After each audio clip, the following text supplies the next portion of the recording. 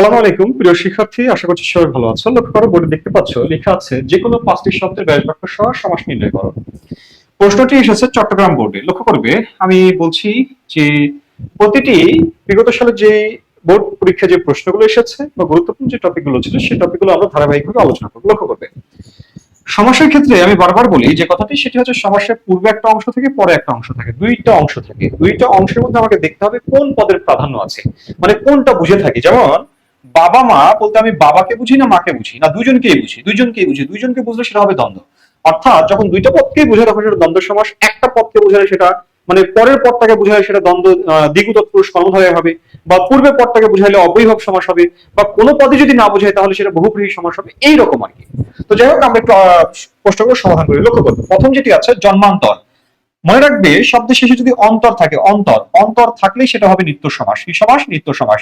যদি না তেপান্তর থাকে, তেপান্তর ছাড়া যত অন্তর আছে সবগুলো নিত্য সমাস হবে।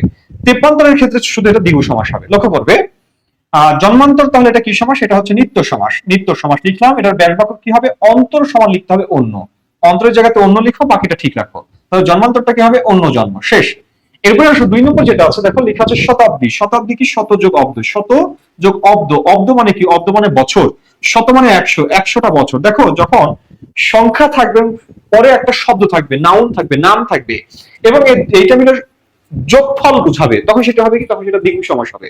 অর্থাৎ 100টা বছর মানে শতাব্দ। তাহলে এটাকে আমি কি করব? এটাকে আমি কি লিখবো? এটা হচ্ছে দ্বিগু সমাস লিখবো। দ্বিগু সমাস। দ্বিগু সমাস লিখলাম, এবং এটার ব্যাস বাক্য কি? শত অব্দের সমাহার। শত অব্দের অব্দের সমাহার। সমাহার মানে কি? যোগফল। সমাহার বা সমষ্টি, যোগফল আর কি।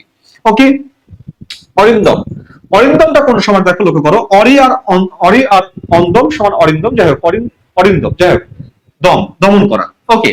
এখন কথা হলো, কিছু শব্দ আছে দেখবা যে কি জাদুকর, জাদুকরের যে মিথ্যাবাদী, সত্যবাদী, পঙ্কজ, অরিন্দম, হ্যাঁ, এই যে এক কথায় প্রকাশ যেগুলো, সেগুলো হয় উপপদ তৎপুরুষ সমাস। তাহলে অরিন্দম হচ্ছে এক কথায় প্রকাশ টাইপের একটি শব্দ। এক কথায় প্রকাশ হয়ে পেশা বা বৈশিষ্ট্য বোঝাবে, তখন সেটাকে কি বলবো? উপপদ তৎপুরুষ সমাস বলবো। তাহলে এটা কি? এটা হচ্ছে উপপদ, উপপদ তৎপুরুষ সমাস। তৎপুরুষ সমাস, উপপদ তৎপুরুষ। এবং এটার ব্যাস বাক্য কি হবে? অরিন্দম।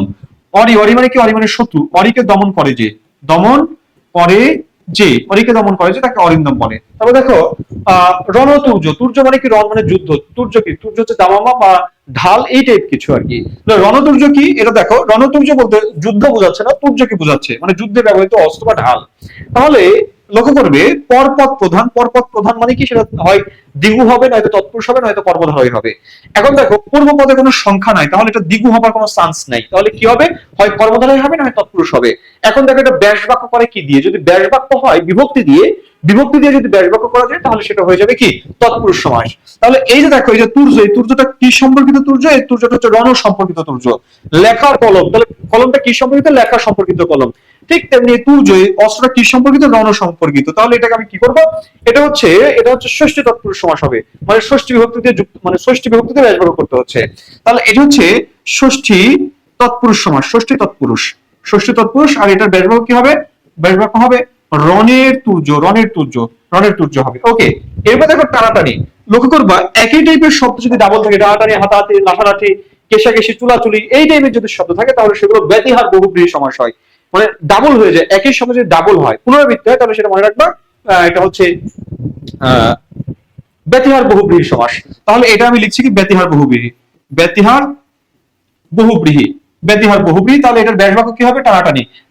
টানিতে টানিতে যে লড়াই, টানিতে টানিতে বা টানতে টানতে, টানিতে টানিতে বা টানতে টানতে, টানিতে টানিতে যে লড়াই, টানিতে টানিতে যে লড়াই, সেটা হচ্ছে কি? টানাটানি।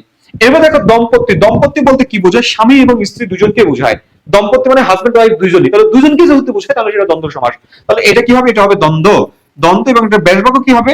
ব্যাস বাক্য হবে জায়া ও পতি। জায়া ও পতি, মনে রাখবে এটা, জায়া ও পতি। এরপর আসো আলুনি। আলুনি মানে কি? আলুনি, লুনি মানে লবণ। আলুনি মানে কি? লবণের অভাব, মানে লবণ। নয় লুনি। অর্থাৎ মনে রাখবা একটা শব্দ লিখছি দেখো, পবিত্র। পবিত্র শব্দের বিপরীত শব্দ কি? অপবিত্র।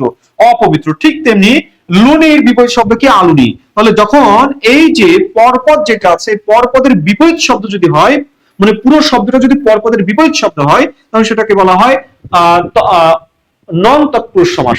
তাহলে এটা হবে নং তৎপুরুষ, নং তৎপুরুষ। এবং এটার ব্যাস বাক্য কি হবে? দেখো নং তৎপুরুষের ব্যাস বাক্যটা কি হবে?